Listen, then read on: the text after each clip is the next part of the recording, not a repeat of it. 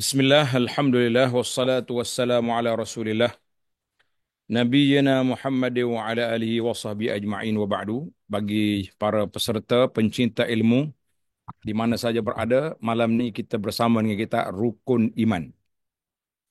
Kita ringkas, mudah dipahami, dan senang untuk dihayati insya-Allah. Tidak ada perbahasan yang pelik-pelik. Yang adanya Quran, hadis, pandangan-pandangan ulama salaf yang muktabar. Kemudian kita bawa kepada alam realiti semasa dalam kehidupan kita ini untuk kita hayati. Itulah belajar iman untuk diimani. Belajar tentang nama Allah Ta'ala untuk ditakuti. Belajar sifat-sifat Allah untuk digeruni. Bukan belajar untuk menjadi polemik, untuk diperdebat dan diperbahaskan. Untuk jatuhkan orang atau tidak. Kerana itu adalah merupakan objektif utama kita belajar nama Allah, sifat Allah. Dan kita tengok pada makhluk-makhluk Allah Ta'ala ini tujuannya untuk menguatkan iman. Menambahkan ketaatan, meningkatkan ketakwaan kepada Allah Azza wa Jalla, bukan sekadar polemik yang diperdebatkan. Baik para pelajar sekalian, Alhamdulillah, sambungan kita pada siri yang ini, pada hari ini 8 hari bulan 11 2024, kita masuk pada rukun yang ketiga. Rukun iman yang ketiga, beriman dengan kitab. Al-imanu bil kitab. Al-imanu bil kitab. Amantu billahi wa malaikatihi wa kutubihi. Kitab-kitab. Kitab Allah Ta'ala turun tu banyak. Diturunkan kepada Nabi kita sallallahu alaihi wasallam Al-Quran, Nabi Isa Al-Injil, Nabi Daud Zabur, Nabi Musa At-Taurah. Baik, tengok kitab muka surah 58. Muka surah 58. Beriman dengan kitab-kitab Allah Azza wa Jalla yang diturunkan ke atas Rasul-Rasulnya alaihimus salatu wassalam. Rasul itu ramai. Tapi yang Allah Ta'ala sebut ada kitab beberapa orang saja. Yang lain tu diberi suhuf. Yang lain-lain lagi, kita kata wallahu alam, Allah tak sebut macam mana kita nak sebut. Habis macam mana mereka mengajar, itu wahyu daripada Allah. Mungkin tidak ada kitab yang disebut. Jadi kita kata yang Allah Ta'ala tak sebut, kita tak sebut. Kita berani sebut setakat mana yang disebut oleh Allah Azza wa Jalla. Beriman dengan kita, amantu billahi wa malaikatihi wa kutubihi, mengikut dalam tertib, ini adalah rukun iman yang ketiga. Rukun iman yang ketiga. Kerana Allah SWT telah mengutuskan Rasul-Rasulnya alaihimussalatu wassalam dengan bukti-bukti yang jelas serta menurunkan kepada mereka kitab-kitab yang menjadi rahmat kepada alam semesta. Menjadi petunjuk pada mereka untuk mencapai kebahagiaan di dunia dan juga di akhirat. Mana kalau kita nak selamat di dunia, kita kena pergi kepada kitab Allah Azza wa Jalla. Nak selamat di akhirat, juga kita pergi kepada kitab Allah Azza wa Jalla. Jadi kita tak boleh pandai-pandai ya cari kitab sendiri lah. Kita kata mana mungkin. Mana kita itu dipanggil kitab Allah yang sangat penting untuk kita fahami dan kita hayati insya-Allah. Firmanullah Ta'ala, A'udzu billahi minasyaitonir rajim. Laqad arsalna rusulana bil bayyinati wa anzalna ma'ahumul kitaba wal mizan. وأنزلنا معهم الكتاب والميزان ليقوم الناس بالقسط. Maksudnya demi sesungguhnya, kami telah mengutus rasul-rasul kami dengan membawa bukti-bukti, yakni mukjizat-mukjizat yang jelas dengan nyata. Dan di setiap rasul tu Allah Ta'ala beri mukjizat, amanna bihi, yang manusia akan beriman. Yang percaya, yang tak kerah kepala, dia tengok mukjizat ni, dia beriman kepada Allah Azza wa Jalla. Yang kerah kepala, yang tak dengar kata tu, buat marilah. Buat marilah, apa benda pun tak akan beriman. Kalau bahasa Kelantan ni sedap sikit, dia kata, buat marilah rimah gajah pun. Nah, buat mari rimah, mari gajah. Maknanya, buat marilah apa benda pun, mereka ni tidak akan beriman kepada Allah Azza wa Jalla. Jadi kita tak usah ambil lah ayah bekir-bekir tu. Tak. Kita ambil ayah tenang-tenang.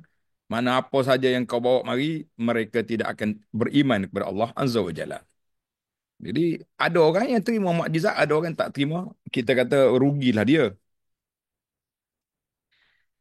Eh?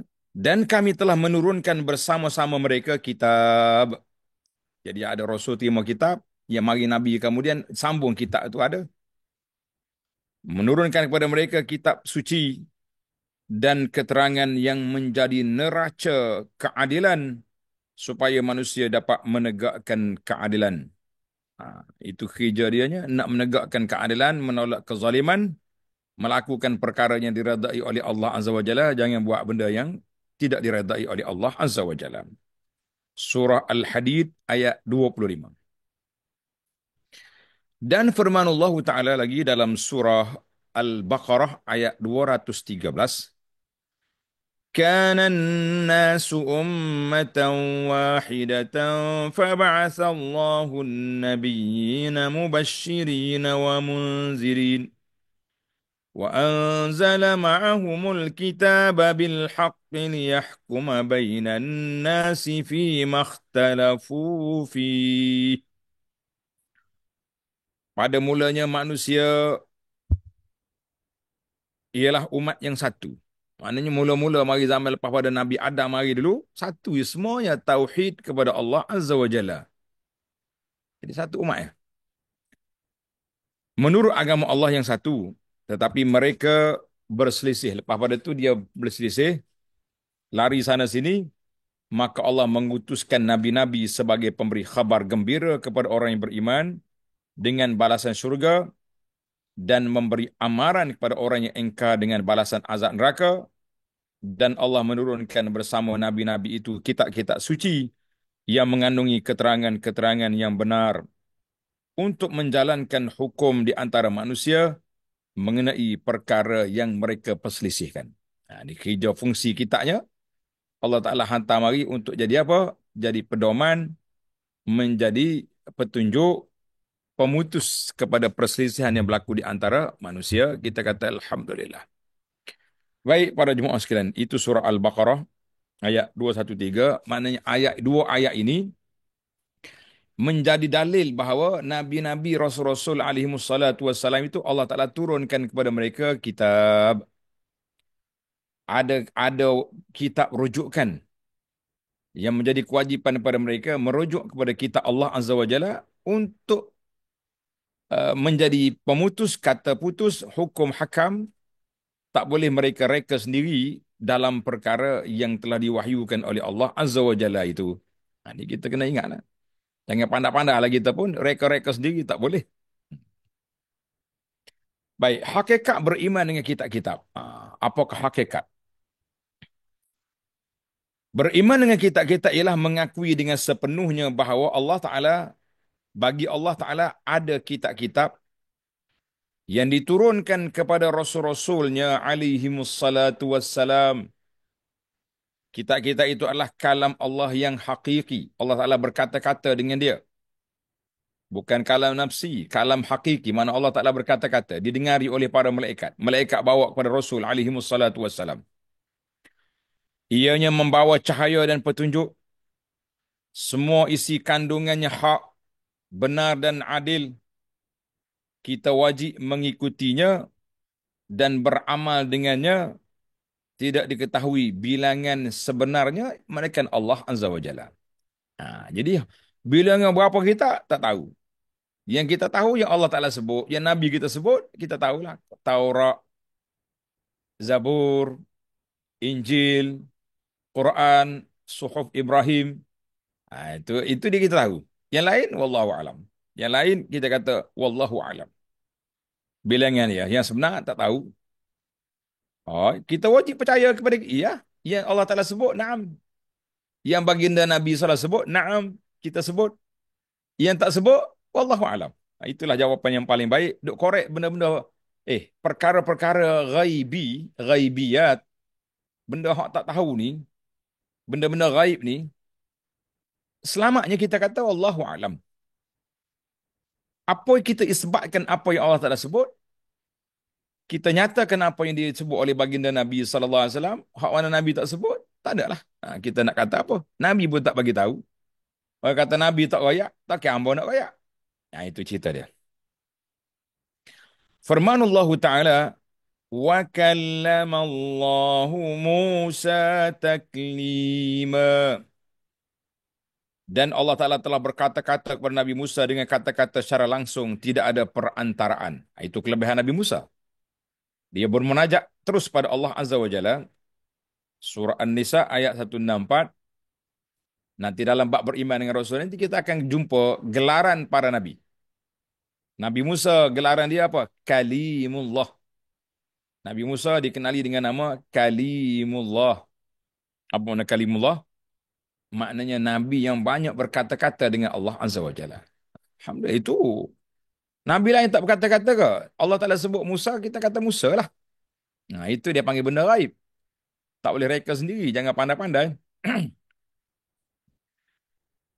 Surah An-Nisa ayat 164 dan firmanullah Ta'ala, wa in ahadum minal musyrikin istajaraka fa'ajirhu hatta yasma'a kalam Allah. Dan jika seorang daripada kaum musyrikin meminta perlindungan kepadamu untuk memahami Islam, maka berilah perlindungan kepadanya sehingga dia sempat mendengar keterangan-keterangan Allah tentang hakikat Islam itu. Jadi bila duduk dekat orang Islam, hidup dengan orang Islam baca Quran, dia orang Arab masa tu, dia faham. Kita yang bukan Islam hari ini, zaman kita ini tak kerti Arab. Kita Islam pun tak pandai Arab juga. Jadi masing-masing kita baca terjemahan, baca huraian, baca tafsir. Ramai je orang Muslim, non-Muslim masuk Islam dengan sebab mengkaji Quran melalui terjemahan. Nah, sebab itulah kata di pendakwah, orang yang bukan Islam mengkaji Quran sebelum dia mengaji Quran. Nah ini, faham kata-kata? Dia mengkaji Quran sebelum dia mengaji Quran. Apa dia maksud? Mana dia kaji dulu. Kaji, kaji, kaji. Akhir kali dia jumpa benda ni benar, dia masuk Islam. Lepas masuk Islam baru dia cari kelak, baru dia cari kelak Iqra. Baru nak mengaji Fatihah, mengaji Al-Fat apa ni Quran. Jadi dia kaji sebelum dia mengaji. Kita hari ni masya-Allah tabarakallah mengaji banyak, mengkaji tidak. Rugi. Kita orang Islam lah ni banyak mengaji tapi kurang mengkaji. Ada orang duk mengaji Quran daripada muda sampai tua. Kita kata oh, baiklah, bukan tak baik. Dia mengaji Quran kenapa tak baiknya? Cuma dia tak dapat manfaat besar daripada ilmu yang ada dalam Quran itu selain daripada dia dapat pahala baca Quran. Alhamdulillah. Kita pun baik dah daripada golongan yang tak baca Quran. Nah, hak tak ngaji Quran langsung rugi terus. Jadi kita kata hak ngaji ni kita kata alhamdulillah. Jadi ingat molek para jemaah. Jadi berbeza di antara orang yang mengkaji sebelum dia mengaji, masyarakat Islam ni mengaji pakai tak kaji. Itu rugi. Yang kita naknya, yang kita nak heret tuan-tuan dan puan-puan sekarang ni kepada dua-dua sekali mengaji dan mengkaji. Jangan habiskan masa separuh jalan je. Oh, saya tak ada masa nak mengkaji Quran. Habis kita duduk taranum sampai pukul 12, pukul 1 malam. Semata-mata tak. Kalau kita suara sedap, ada juga potensi nak dapat kari antarabangsa ke kebangsaan. Tapi kalau kita tahu dah suara kita pun macam tu ya. Baca-baca kat kampung je lah. Dah. Habiskan masa kita dengan mengkaji Quran. Dan insya-Allah banyak manfaat. Baik, hukum beriman dengan kitab. Apakah hukum beriman dengan kitab? Kita tengok tadi baru mukadimah baru tu. Ni hukum beriman dengan kitabnya apa pula ni? Jawabnya, hukum beriman dengan kitab wajib. Sebab dia rukun. Rukun Islam, kenapa tak wajib? Rukun ni maknanya kalau tak buat, tak jadi. Itu dia panggil wajib. Wajib beriman dengan semua kitab yang diturunkan oleh Allah Azza wa Jalla kepada Rasul-Rasulnya alaihimussalatu wassalam. Allah Ta'ala telah berkata-kata dengan secara hakiki, sesungguhnya kitab yang diturunkan itu bukanlah makhluk. Kitab itu kitab Allah, kalamullah. Kertas itu makhluk lah. Kertas. Sesiapa yang mengingkarinya atau sebahagian daripadanya akan menjadi kafir. Na'udzubillah. Jadi kita kena percaya kepada kitab-kitab Allah Ta'ala. Firmanullah Ta'ala. يا أيها الذين آمنوا آمنوا بالله ورسوله والكتاب الذي نزل على رسوله والكتاب الذي أنزل من قبل ومن يكفر بالله وملائكته وكتبه ورسله واليوم الآخر فقد ضل ضلالا بعيدا.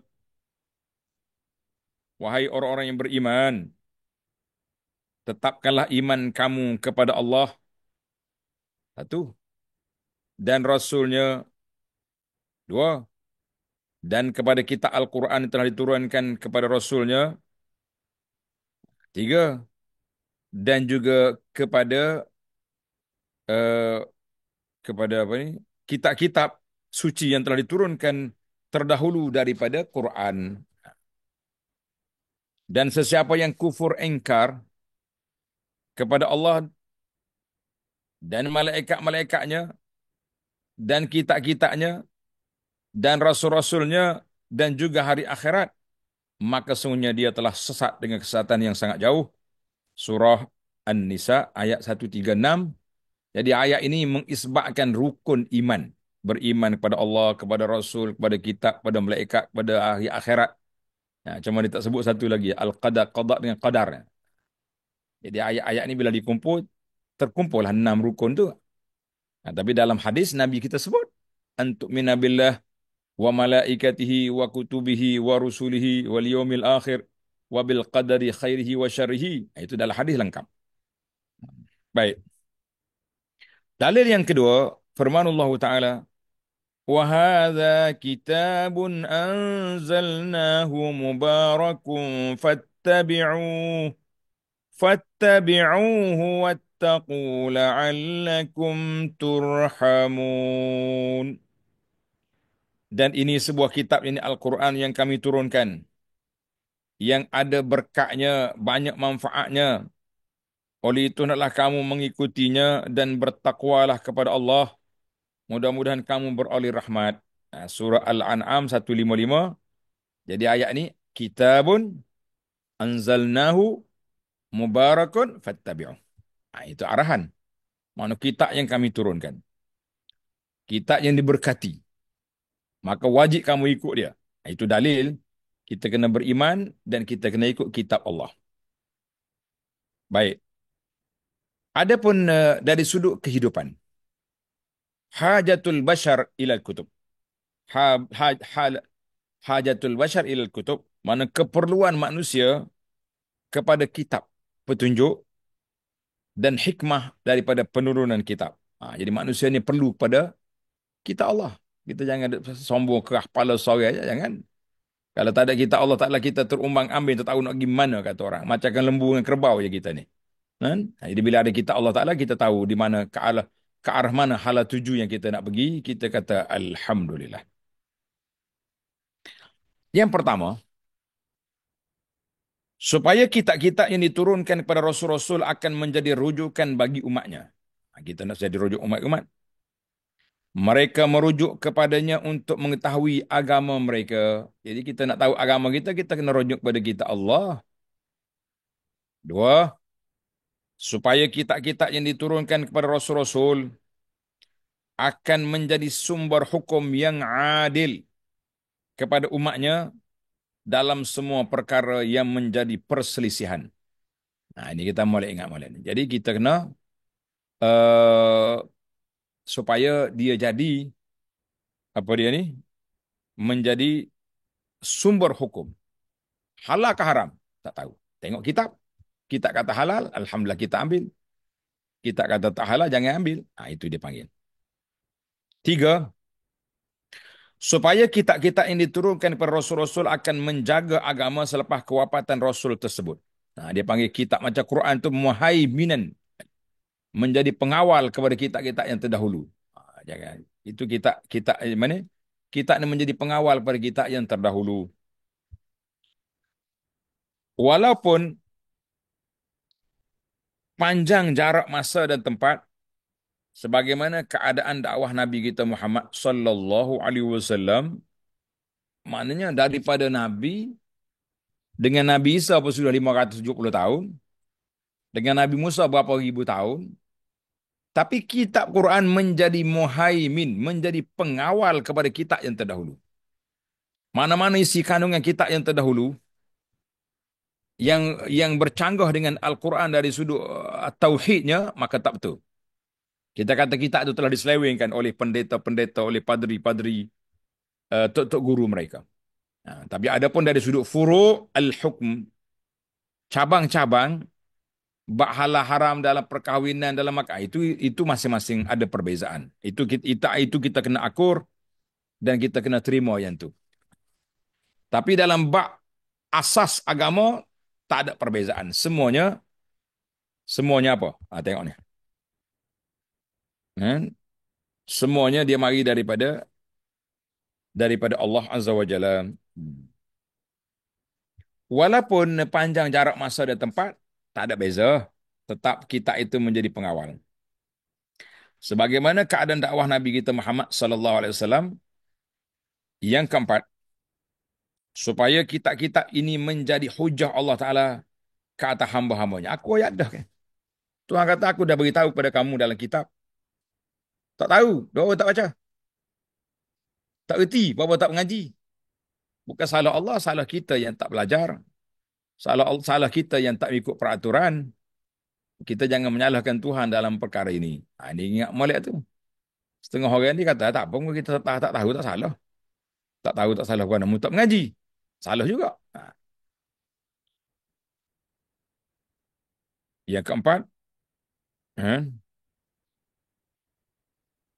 supaya kita ini menjadi hujah Allah Ta'ala ke atas hambanya, tidak mungkin mereka menyalahinya atau keluar daripada mengikutinya.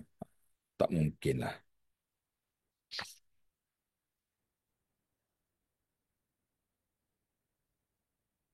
Baik. Dalil dia, hmm. Kana an-nas ummatan wahidatan fa ba'atha Allahu an-nabiyyina mubashirin wa munzirin wa anzala ma'ahum al-kitaba bil haqqi liyahkuma baina nasi bima ikhtalafu fihi. Sekali lagi kita bawa ayat ni,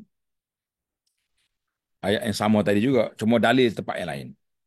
Maksudnya Allah Taala bagi tahu bahawa dia hantar mari rasul, kerja dia mubasyirin, khabar gembira kepada orang yang taat, munzirin, amaran kepada orang yang derhaka, dan bersama diturunkan bersama kitab-kitab menjadi petunjuk pemutus kata putus dalam bab halal haram ketika mereka berselisih pandangan. Nah, itu kerja kitab. Jadi keperluan manusia, kita ni tak usah kata apa para jemaah sekalian.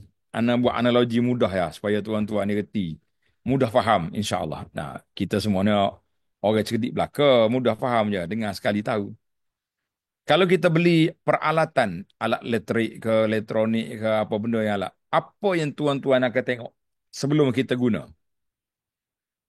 Katalog. Nah, introduction, dia punya buku panduan penggunaan. Tak gitu? Oh, kita tahu ini button ni untuk apa, yang ni untuk apa, yang ni untuk apa. Kita baru kita tahu, oh ni tekan sini, jadi ni. Yang ni ya. Jadi itulah ibarat kepada kata kitab Quran ini. Allah Ta'ala yang mencipta manusia, Allah yang beri kepada kita agama, maka Allah turunkan kepada kitab yang menjadi pedoman, manual, ataupun menjadi panduan kepada kehidupan kamu atas dunia. Jadi kalau dalam bab dunia kita pandai cari, dah buku-buku panduan nak belajar, nak buka, takkanlah dalam bab akhirat kita guna otak kita sendiri. Tak payah pakai kitab lah. Nah, kita pakai hak kita je. Tak perlu, tak perlu. Kenapa tak perlu? Otak kita cara mana hebat sampai kita kata tak perlu pada kitab. Tak. Jadi kita tidak mampu nak menjalani hidup kita beragama, jalan makan minum tu tak apalah, lembu, tak ada akar pun boleh makan minum. Nah, apa benda atas dunia pun boleh je makan minum.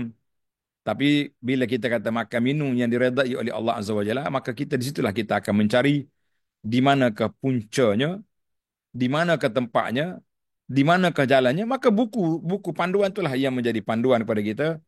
Ini dia panggil apa ni eh, analogi yang mudah untuk kita faham insyaallah. Baik, kita pindah kepada cara beriman dengan kitab-kitab. Macam mana kita nak beriman dengan kitab? Beriman dengan kitab-kitab Allah secara umum dan secara terperinci. Mula-mula kita tengok yang umum dulu. Apakah beriman kepada kitab Allah secara umum? Iaitulah kita beriman. Mudah ya ni. Kok ni orang tanya dalam soalan. Apakah beriman pada Allah Ta'ala secara umum? Jawab dia, kita beriman bahawa Allah Ta'ala telah menurunkan kitab-kitab kepada Rasul-Rasulnya alaihimussalatu wassalam. Fit? Nah, jelas lah kita. Tak? Aha. Beriman secara terperinci macam mana pula? Ni kita nak tengok secara terperinci. Beriman dengan kitab Allah, kitab yang Allah sebutkan namanya dalam Al-Quran. Sesungguhnya kita telah mengetahui sebahagian daripadanya ialah Al-Quran, At-Taurah, Az-Zabur, Al-Injil, Suhuf Ibrahim dan Suhuf Musa. Itu Tuhan sebut. Kita juga beriman bahawa sesungguhnya Allah Ta'ala telah menurunkan kitab-kitab lain selain daripada kitab-kitab yang tersebut kepada nabi-nabinya alaihimussalatu wassalam, tidak mengetahui namanya serta bilangannya kecuali yang menurunkannya iaitulah Allah Azza wa Jalla. Tuhan turun, dia yang tahu. Kita kita belajar, kita yakin, kita beriman dengan apa yang Allah Taala beritahu. Itu je kita. Nah, semua kitab ini diturunkan untuk meneguhkan tauhid terhadap Allah dengan mengesahkannya dengan ibadat dan amal soleh serta menegah daripada melakukan perbuatan syirik dan kerosakan di atas muka bumi ini. Jangan main. Asal dakwah para nabi adalah satu. Walaupun berbeza dari segi syariat dan hukum. Beriman dengan kitab-kitab bererti mengetahui turunnya kitab-kitab kepada Rasul-Rasul alaihimussalatu wassalam yang terdahulu, dan beriman dengan Al-Quran ialah mengakui kebenarannya serta mengikut semua isi kandungannya yang kita kena ikut. Jadi ada dalam Quran ni ada dua, yang kita kena ikut, yang kita kena tinggal. Jadi hak kena tinggal, tinggal jangan buat. Nak kita kena ikut, kita kena buat. Kita kata Masya Allah, Tabarakallah. Hmm. Firmanullah Ta'ala, آمن الرسول بما أنزل إليه من ربه والمؤمنون كل آمن بالله وملائكته وكتبه ورسله. Maksudnya Rasulullah sallallahu alaihi wasallam telah beriman kepada apa yang diturunkan kepadanya dari Tuhannya, dan juga orang-orang yang beriman semuanya beriman kepada Allah dan malaikat-malaikatnya dan kitab-kitabnya dan rasul-rasulnya. Di sini kita nak kitab-kitab lah. Bab tajuk kita bab kitab. Surah Al-Baqarah ayat 285, ayat yang panjang di akhir Baqarah tu. Firman Allah Ta'ala lagi, Ittabi'u ma unzila ilaikum min rabbikum, wa la tattabi'u min dunihi awliya. Katakanlah kepada mereka, wahai Muhammad sallallahu alaihi wasallam, turutlah apa yang telah diturunkan kepada kamu dari Tuhan kamu, dan janganlah kamu menurut pemimpin-pemimpin yang lain dari Allah. Jadi hal lain daripada Tuhan, jangan duk ikut lah. Kalau ikut sesat jawab dia. Nah, surah Al-A'raf ayat 3. Baik. Beberapa perkara Al-Quran lebih istimewa daripada kitab-kitab terdahulu. Dipanggil Fadailul Quran. Ataupun disebut dengan nama Khasa'is Al-Quran. Khasa'isul Quran maknanya ciri-ciri keistimewaan Al-Quran. Ciri-ciri keistimewaan Al-Quran. Yang pertama, Al-Quranlah mukjizat dengan lafaz dan maknanya. Apa dia maksud? Mukjizat dengan lafaz dan maknanya. Apa maksud?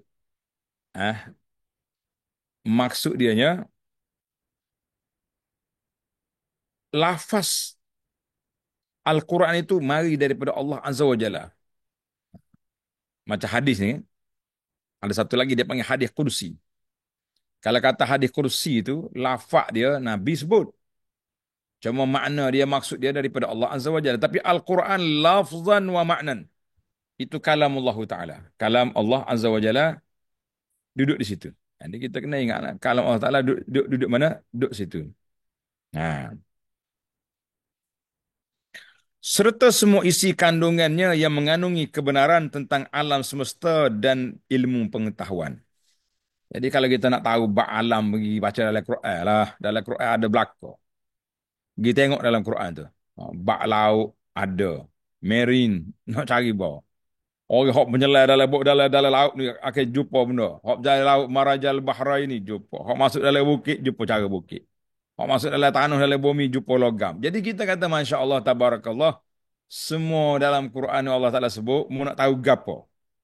Tentang alam semesta, tentang cakrawala langit atas pun Allah Taala sebut. Para ahli palak mengorek, mengkaji dan menggali sehingga kan mereka dapat bertemu dengan penemuan-penemuan yang pelik-pelik, yang hebat-hebat, boleh jadi. Kita kata Masya Allah, Tabarakallah. Yang kedua, Al-Quran ialah kitab terakhir yang diturunkan dari langit, menjadi penutup kepada semua kitab-kitab terdahulu, sebagaimana Nabi SAW menjadi Nabi penutup bagi sekalian Rasul. Mana Nabi kita SAW adalah khatamul anbiya wan nabiyyin wal mursalin. Dialah penutup segala nabi, segala rasul. Quran ini penutup bagi semua kitab yang diturunkan sebelum daripadanya. Kita kata alhamdulillah. Ini kitab hebat. Yang ketiga, Al-Quran telah menjamin untuk menjaga, maaf, Allah Ta'ala telah menjamin untuk menjaga Al-Quran daripada sebarang penyelewengan atau pengubahan. Berbeza dengan kitab-kitab yang lain telah ditukar dan diubah isi kandungannya. Allah Ta'ala berfirman, Inna nahnu nazzalna dzikra wa inna lahu lahafizun. Kami turunkan Quran, kami jaga Quran. Kami turunkan Quran, kami jaga Quran. Sampai hari ini, tuan-tuan dan puan-puan, kita tengok Al-Quran tak ada siapa boleh ubah. Marilah orang putih, orang barat, orang timur, orang gapo atas dunia nak ubah Quran, tak mungkin. Allah Ta'ala sudah beri jaminan. Wa inna lahu lahafizun. Kami jaga Quran, jadi tak ada siapa boleh kacau. Jadi siapa nak kacau Quran? Al-Quran dijaga oleh Allah Subhanahu Wa Taala. Jadi tak ada siapa boleh kacau. Kita dahulu habisnya pakai ubah ke padri-padri, pendeta-pendeta, yang tukar, orang kata orangnya tukar sana tukar sini, modify habis dah. Tak tahu kitab gapo jadi. Jadi kita Quran tak. Kalau salah cetak, mungkin tuan-tuan akan tanya, tu ada tu kitab salah cetak, bukan salah Quran, tu salah cetak. Tapi yakinlah, tak sampai berapa minit kalau Quran salah tu di apa ni beredar dalam masyarakat, dijual, sekejap ya akan dapat dikesan oleh para penghafal Quran ataupun para pencipta Quran. Walaupun anak kenal ramai di kalangan guru-guru kita, ustaz kau ustazah kau, dia tak hafal Quran. Dia tak ngapa Quran. Dia ngapa ayat surah-surah pendek, ayat lazimnya. Tapi kalau kau baca depan dia salah, dia tegur tepat. Gitu ya. Anda ingat guru-guru kita mengaji Quran dulu. Saya belajar Quran dengan ibu saya, rahimahullah. Dia dia dengar ya, dia dengar. Tak ada Quran apa depan dia. Bila kita baca salah dia, gitu. Tu kan kita tengok balik memang salah. Maknanya Allah Ta'ala jaga Quran sampai begitu sekali. Guru-guru Quran walaupun mereka tak hafal Quran, tapi dia tahu orang baca murid dia baca salah. Dia tahu murid dia baca salah. Nak kata apa dia? Jangan ada main-main. Allah Ta'ala jaga Quran. Salah cetak. Sekejap orang viral lalu lah. Zaman ni zaman viral ni, zaman tular ni, lagi cepat. Cetakkan sekian-sekian, yang diterbitkan pada tarikh sekian, muka surat sekian, salah cetak.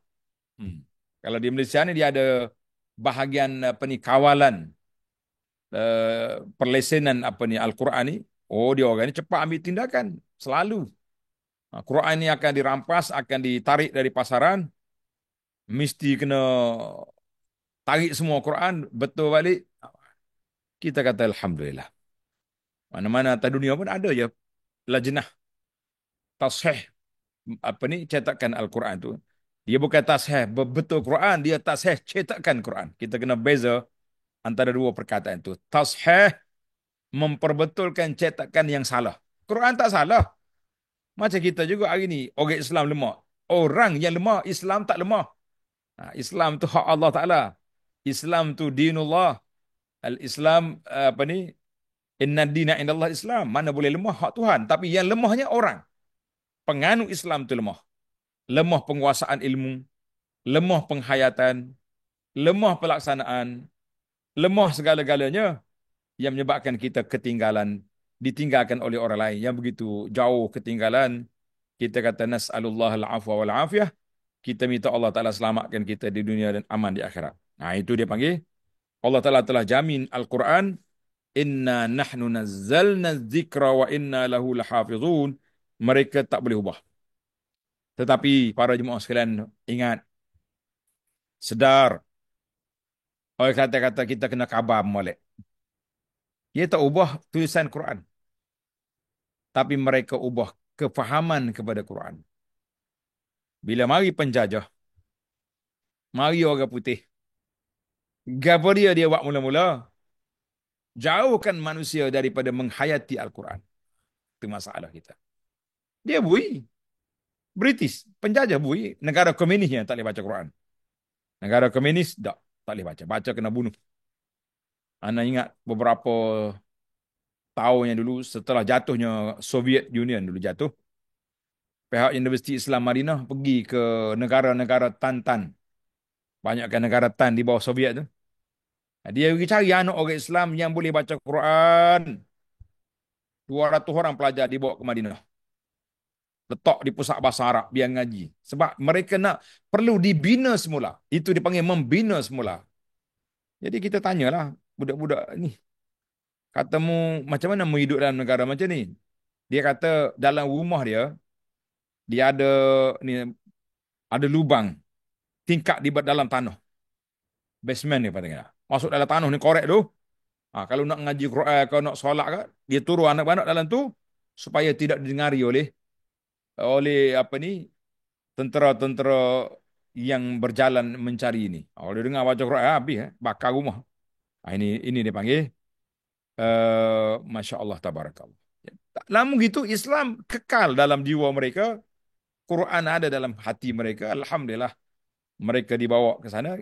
Tapi bagi kita orang yang duduk di bawah kerajaan lain, macam kerajaan British, tak ada masalah. Nak musabakah Quran 4 kali setahun pun dia bagi. Nak pergi haji dia bagi kapal. Boleh pergi Mekah. Tak, setengah tuan-tuan guru yang dia marah, yang menentang penjajah, oh dia isytihar, kerajaan telah bersedia menghantar tuan guru untuk pergi duduk iktikaf di Mekah. Padahal dia nak buat negeri. Main penjajah ni. Maknanya mereka berjaya menjauhkan masyarakat Islam daripada Quran, tapi walaupun mereka tidak berjaya mengubah isi kandungan Quran, tapi Quran lagi tidak lagi diamalkan. Bahkan perlembagaan mereka lebih tinggi daripada Quran. Sekarang ni kalau kita bawa undang-undang Islam yang jelas dalam Quran, bila bercanggah dengan mahkamah British, mahkamah penjajah, terbatallah undang-undang Quran. Kita kata Masya Allah, Tabarakallah. Nak ubah isi kandungan tak boleh ubah.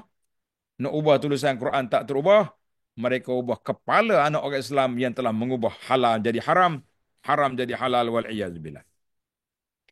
Ceramah pula kita malam ni. Kita pergi pada yang keempat. Masuk kita. Yang keempat, Al-Quran membenarkan semua kitab yang terdahulu daripadanya serta menjadi penilai kepada kebenaran isi kandungan kitab-kitab yang tersebut. Jadi Al-Quran menjadi orang panggil batu tanda ataupun kayu ukur. Kita panggil parameter yang nak ukur benar tak benar kitab dulu, tengok dengan Quran. Oh, dia kata Tuhan ni ada 3. Melak, karut punya ni Nasara.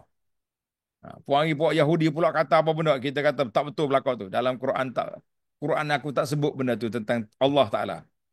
Tentang Tauhid. Nah. Tapi kalau kata dalam Taurat kata tak boleh makan ni. Dalam Injil kata tak boleh makan ni, dalam Quran kata boleh, itu kita boleh terima. Sebab berbezanya syariat, perundangan mengikut syariat masing-masing.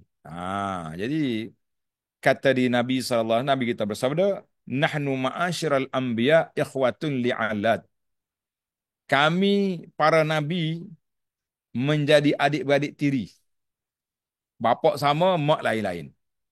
Itu ayat bandingan lah. Bapak sama maknanya dinuna wahid, agama kita satu ya. Tauhid kepada Allah Ta'ala. Tapi syariat kita ada perbezaan. Halal bagi dia, tak halal bagi kita. Halal bagi kita, tak halal bagi dia. Kita kata itu panjang perbahasan. Kita tuan-tuan kena tengok dalam kitab lain lah. Yang pentingnya Quran ini muhaimin, menjadi penilai, pengawal kepada kitab yang terdahulu. Kita kata Alhamdulillah. Yang kelima, Al-Quran telah membatalkan. Al-Quran telah membatalkan. Maaf, maaf. Yang kelima, Al-Quran telah membatalkan semua kitab-kitab dulu dari sudut hukum hakam. Dari sudut hukum hakam. Sehingga kan Nabi Allah Isa alaihissalam, bila dia turun di akhir zaman nanti dari langit, dekat nak kiamat, Nabi Isa akan bunuh Dajjal, berlawan menghapuskan Ya'juj wa Ma'juj, dan mematahkan salib, yaqtulun al-khanazir, bunuh babi-babi, dan dia melaksanakan syariat Islam mengikut Al-Quran. Dia tak bawa lagi Injil, dia tak guna pakai. Itu dia panggil Quran yang telah menasahkan hukum kitab-kitab yang terdahulu. Termasuklah Nabi Allah Isa alaihissalam bila dia turun nanti di akhir zaman. Kita yang berpegang dengan mazhab Ahlussunnah wal Jamaah ini bahawa Nabi Isa Nabi Isa alaihissalam berada di langit, dia akan turun di akhir zaman dekat dengan nak kiamat. Ini nuzul Isa bin Maryam, itu salah satu daripada tanda kiamat yang besar. Yakin. Tapi dia turun, dia tak bawa Injil. Injil ada tanah Nasara tu, marah dia belakang tu. Solid-solid yang ada tu patah. Nabi Isa bagi arah patah ke semua solid. Mengaku aku hidup lagi. Solid apa ya? Jadi ini dipanggil perkara yang perlu kita kena jelaskan insya-Allah. Baiklah. Firmanullah Ta'ala, "Ma kana hadithan yuftara, walakin tasdiqal ladzi baina yadayhi wa tafsila kulli syai'in wa hudan wa rahmatan liqaumin yu'minun." Kisah nabi-nabi yang terkandung dalam Al-Quran bukanlah merupakan suatu cerita yang diada-adakan, tetapi ia mengisahkan apa yang tersebut dalam kitab-kitab agama yang terdahulu daripadanya, dan merupakan keterangan yang menjelaskan tiap-tiap sesuatu, serta menjadi hidayah, petunjuk dan rahmat bagi kaum yang beriman. Itu hijab Al-Quran, surah Yusuf ayat 111. Ini para jemaah sekalian, ini penjelasan yang ada di hadapan mata kita, yang kita kena belajar insya-Allah. Jadi para jemaah sekalian, beberapa perkara menerima khabar yakni berita kitab-kitab yang terdahulu. Jadi kalau mai kitab dulu boleh kita terima ke tidak? Jawabnya bolehlah kita terima kitab-kitab yang terdahulu apa yang ada dalam dia. Kita mengetahui secara yakin bahawa semua cerita yang terkandung dalam kitab-kitab terdahulu telah diwahyukan oleh Allah kepada Rasul-Rasulnya. Maknanya kitab asal, Taurat, Zabur, Injil, semuanya dari Allah Azza wa Jalla. Yang jadi masalahnya, kekarutannya apabila kita itu diubah oleh pendeta-pendeta, padri-padri dengan tangannya yang jahat itu. Nah, jadi terkandung dalam kitab-kitab dahulu yang telah diwahyukan oleh Allah kepada Rasul-Rasulnya alaihi wassalatu wassalam adalah benar dan tidak diragui akan kebenarannya. Betul belaka? Mana boleh tak betul? Betul. Ini tidak bermakna kita menerima semua isi kandungan kitab-kitab yang masih ada dalam kitab ahlu kitab. Tak. Kita tak pakai kitab ada di tangan Yahudi tu. Yang ada di tangan Nasara itu bukan Taurat, itu Bible. Nah, yang kita beriman kepada Taurat dengan Injil. Zabur yang Allah Ta'ala turunkan. Kita bukan beriman kitab yang ada di tangan. Tuk padri Yahudi dengan Nasara tu. Tu kitab. Tu kitab dia ubah dah. Siapa dia nak beriman dengan dia? Puak dia apa tak apa yakin tu. Hmm. Allahu Akbar. Kerana ianya telah ditukar dan diselewengkan. Tidak ada lagi naskah sebenar. Hak apa ni, original. Sebagaimana yang diturunkan oleh Allah kepada Rasul-Rasulnya alaihi wassalatu wassalam. Tak ada dah. Adanya hak mengarut ya. Ha.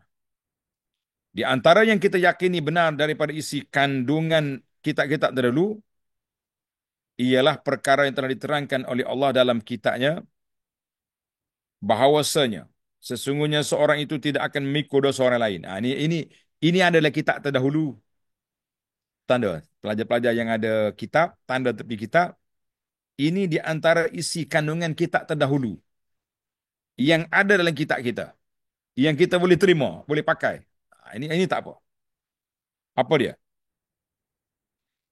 Bahawa sesungguhnya seseorang itu tidak akan memikul dosa perbuatan orang lain kecuali dosa yang dilakukannya saja. Satu tanda itu. Maknanya setiap kita akan ambil dosa kita ya. Dosa orang, apa kita nak tangguh dosa orang? Ah, ada kecuali itu. Tanda itu. Kecuali dosa bersebab. Dosa bersebab. Contohnya, isteri tak tutup aurat. Suami biarkan. Tak nasihat, tak tegur. Maka awak share sekali. Dosa hak sekat hak bini buat. Naik atas kepala tok laki sekali. Ya, dia panggil dosa bersebab. Tapi secara spesifiknya dosa masing-masing dia tanggung. Apa kita nak pakai hak orang, nak tanggung orang. Dua, pilih nombor dua. Bahawasanya seorang itu tidak memperoleh sesuatu selain daripada apa yang disuhakannya. Jadi kita akan dapat pahala yang kita buat. Kecuali pahala bersebab, kita ajar orang buat baik. Ajar orang solat. Ada orang baca Quran. Dia baca Quran dengan sebab kita boleh pahala. Tapi asahnya pahala masing-masing. Dan yang ketiga, bahawa sungguhnya usaha itu akan ditunjukkan kepadanya pada hari kiamat kelak. Jadi semua yang kita buat atas dunia ni, Allah Ta'ala akan tayang balik di akhirat esok. Kemudian usaha itu akan dibalas dengan balasan yang amat sempurna yang menunjukkan kepada keadilan Allah Azza wa Jalla. Nah, ini di antara isi-isi kandungan kitab dulu yang ada dalam kitab. Ada dalam Quran. Mana dalil? Dalilnya firman Allah Ta'ala, Alam yunabba bima fi suhufi Musa wa Ibrahim alladhi waffa. Atau belumkah dia diberitahu akan apa yang terkandung dalam suhuf, yakni kitab Nabi Musa dan juga dalam suhuf Nabi Ibrahim yang memenuhi dengan sempurna segala yang diperintahkan kepadanya. Apa dia? Alla tazir waziratun wizra ukhra. Nah, dalam suhuf itu ditegaskan bahawa sungguhnya seorang itu tidak akan memikul dosa perbuatan orang lain kecuali dosa yang dilakukannya sahaja. Nah, wa an laisa lil insani illa ma sa'a, dan bahawasanya seseorang itu memperoleh sesuatu selain daripada apa yang diusahakannya. Kalau kita buat boleh lah, tak buat apa. Wa anna sa'yahu sawfa yura, dan bahawasanya usaha perbuatan yang ditunjukkan itu akan ditunjukkan padanya pada hari kiamat. ثم يجزاه الجزاء الأوفى. Kemudian usaha itu akan dibalas dengan balasan yang amat sempurna. Surah An-Najmi ayat 36 hingga 41. Mana ayat ini Allah cerita hak ada dalam suhuf. Jadi kita terima, kita percaya sebab dalam Quran sebut. Ya. Dan firman Allah Ta'ala, bal tu'thirunal hayatad dunya wal akhiratu khairun wa abqa. Inna hadza lafis suhufil ula. Suhufi Ibrahim wa Musa. Bahkan kamu utamakan kehidupan dunia, padahal kehidupan akhirat lebih baik dan lebih kekal. Sesungguhnya keterangan-keterangan yang dinyatakan ini ada disebutkan dalam kitab-kitab yang terdahulu, iaitulah Suhuf Ibrahim dan Nabi Musa. Maknanya kitab ini ada dalam kitab mereka. Dalam Quran sebut, kita pun yakin dan percaya apa ni, seluah-luahnya kita kata Alhamdulillah. Adapun dalam Quran, tengok hukum hakam dalam Al-Quran. Semua hukum yang terkandung dalam Quran wajib ke atas kita untuk mengikutinya. Ini berbeza dengan isi kandungan kitab-kitab yang terdahulu. Kita pertimbangkan dulu. Sekiranya ia bercanggah dengan syariat kita, maka tidak boleh beramal dengannya. Bukan ianya suatu hukum yang bukan ianya suatu hukum yang batil. Sebaliknya, ia adalah satu yang hak pada zaman diturunkannya. Mana masa itu betul menjadi amalan pada masa itu. Ha.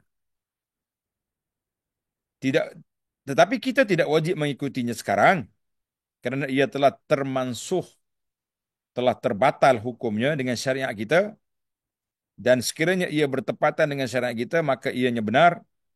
Syariat kita telah membuktikan kebenarannya.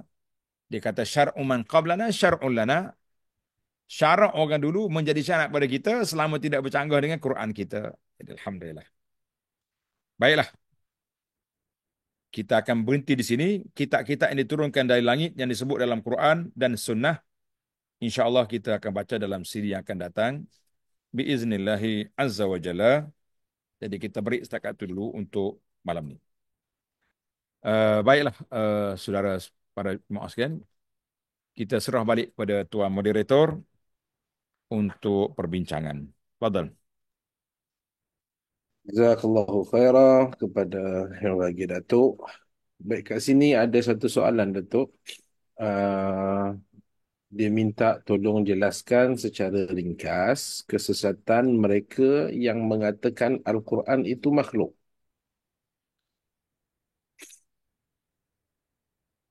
Ini masalah yang berlaku sudah lama di zaman Imam Ahmad bin Hanbal rahimahullah taala, lagi sudah berdebat panjang. Dia kata Quran ini makhluk, bukan kalamullah taala. Jadi kita kata itulah perkara yang sesat. Jadi bagi kita lah Ahlus Sunnah wal Jamaah ini, kita kata Al-Quranu kalamullah. Imam Ahmad telah mempertahankan Al-Quran kalamullah ini sehingga dia dipukul, dia dipenjara yang begitu dahsyat. Sehingga kan para ulama mengatakan sekiranya Imam Ahmad itu apa yang dipukul oleh puak-puak Mu'tazilah kepada Imam Ahmad, kalau dipukul saya ke gajah, mati gajah. Tapi Imam dengan begitu kental semangat dia mempertahankan akidah dia, akidah Ahlussunnah wal Jamaah, maka kita mengatakan itulah perbuatan yang sepatutnya. Jadi kita hari ini jangan duduk cari-cari benda pelik lah. Duduk cari Quran itu makhluk. Jadi panjang perbahasan. Kita masuk dalam sesi perbahasan akidah nanti insya-Allah. Tentang Al-Quran. Kalamullah ke apa dia? Kan? Jadi sebab itulah bila ada orang komen kata ke Imam Ahmad macam-macam, kita kata tengok cermin dulu. Nah, muka kita setara mana nak kata ke Imam Ahmad begitu begitu teruk. Kalau orang kampung ni, kalau dia berkelahi, dia tak kata tengok cermin. Dia kata kencing dalam tempurung, tengok muka di situ. Cantik Allah. kau, comel kau lawa. Itu bahasa orang kampung, kadang-kadang dia lagi ganas. Tapi kita orang Hmm. bandar ni, kita kata tengok cermin muka kita. Layakkah kita nak komen Imam Ahmad dalam perkara akidah yang dia telah perjuangkan sehingga dia diberi gelaran Imam Ahlus Sunnah. Imam Ahlus Sunnah, Imam Ahmad. Lish, karena mempertahankan kalamullah, Al-Quran itu kalamullah. Tiba-tiba mari makhluk yang akhir-akhir ini nak mempertahankan Quran itu makhluk. Kita kata itu Mu'tazilah sudah berlalu. Kalau ada lagi di zaman kita ini, memang golongan sesak yang perlu dihapuskan. InsyaAllah dengan keterangan-keterangan yang dibawa oleh para pendakwah manusia makin hari makin memahaminya, insya Allah. InsyaAllah. Jadi insyaAllah perbahasan secara detailnya nanti kita tunggu mengenai apa jika masuk dalam bab Al-Quran itu sendiri, Datuk. Datuk, pada minggu depan ada slot ke ataupun dengar kabar hendak ke negara Insya Allah Jepun? minggu depan hari Jumaat ana akan berangkat pergi ke Jepun, ke InsyaAllah. Yaban dalam misi dakwah untuk membantu sahabat-sahabat kita Japan Dakwah Center JDC di bawah Zulkarnain untuk membina sebuah lagi pusat dakwah di Wakayama. Wakayama ni Hmm. jauh juga daripada Osaka. Yang pusat kita ada sekarang ni, lah ni di Osaka. Yang kita nak pergi ke Wakayama katanya 1 jam lain, kereta api 1 jam lagi. Pusat yang kedua insya Allah yang kita sedang mengumpul dana sekarang ni, kita perlu lebih kurang dekat 1 juta lagi untuk Hmm. melengkapkan 3 tingkat bangunan tu. Agak-agaknya insya Allah lah pakak-pakak war-warkan supaya tabung apa ni Wakayama ni dapat kita bina dan menjadi aset besar untuk InsyaAllah. khabar gembira kepada para penderma sekalian di Osaka. Kita telah masuk Islam di pusat dakwah di Osaka, sudah 106 ke 107 orang sudah Islam di sana bertaraf intelek Jepun. Masya Bukannya Allah. kita pergi masuk orang asli pak kita. Kalau di apa ni di sebelah utara Thailand dia panggil orang Bukit. Orang asli tu Hmm. orang Bukit. Ini Hmm. orang Jepun ni. Jadi kita insya-Allah banyak pahala tuan-tuan, mari kita jom kita penuhkan tabur-tabur yang ada ni, kita bina pusat kan di mana saja, di mana kata Abu Anas selalu ulang kata-kata hikmat, di Hmm. mana bumi subur di situ benih ditabur, di mana ada ruang dakwah di situlah kita muncul insya-Allah. Jadi saya InsyaAllah. dengan global sentiasa mencari tempat untuk kita apa ni menabur benih-benih yang subur, benih-benih Islam kepada masyarakat bukan Islam dan menguatkan Islam yang sedia ada biiznillahi azza wa jalla. Nah, InsyaAllah. InsyaAllah. Mudah-mudahan Allah senantiasa berkati usaha Datuk, mudahkan segala urusan Datuk dan kita semua. Ya, juga kita kena sering ingat kita semua berperanan dalam setiap misi dakwah yang ada dan mudah-mudahan kalaulah bukan kita yang belajar ilmu ni membantu, siapa lagi kita harapkan. Jadi insya-Allah hasil daripada pembelajaran kita realisasikan membantu usaha-usaha dakwah ini dan semoga Allah berkati kita semua. Sehingga berjumpa lagi pada pengajian yang akan datang. Terima kasih kepada Datuk, terima kasih kepada Kak Jini, terima kasih kepada tim PMT, terima kasih kepada hadirin dan hadirat semua. Jazakumullahu khaira. Subhanakallahu wa bihamdik. Asyhadu an la ilaha illa anta astaghfiruk wa atubu ilaik. Wa akhiru da'wan alhamdulillah rabbil alamin. Wassalamualaikum warahmatullahi wabarakatuh. Waalaikumsalam warahmatullahi wabarakatuh.